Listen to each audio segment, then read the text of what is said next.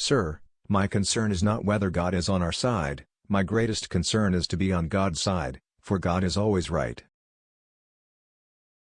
How many legs does a dog have if you call his tail a leg? 4.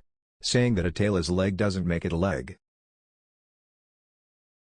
You cannot escape the responsibility of tomorrow by evading it today. You can fool all the people some of the time, and some of the people all the time, but you cannot fool all the people all the time. Give me 6 hours to chop down a tree and I will spend the first 4 sharpening the axe.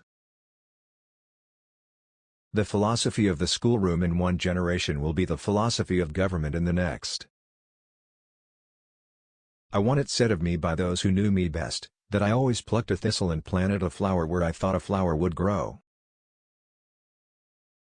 With malice toward none, with charity for all, with firmness in the right, as God gives us to see the right, let us strive on to finish the work we are in, to bind up the nation's wounds.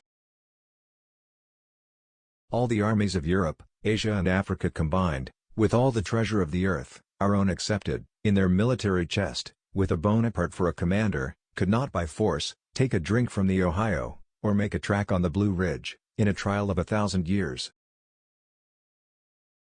Labor is prior to, and independent of, capital. Capital is only the fruit of labor, and could never have existed if labor had not first existed. Labor is the superior of capital, and deserves much the higher consideration. No man has a good enough memory to be a successful liar.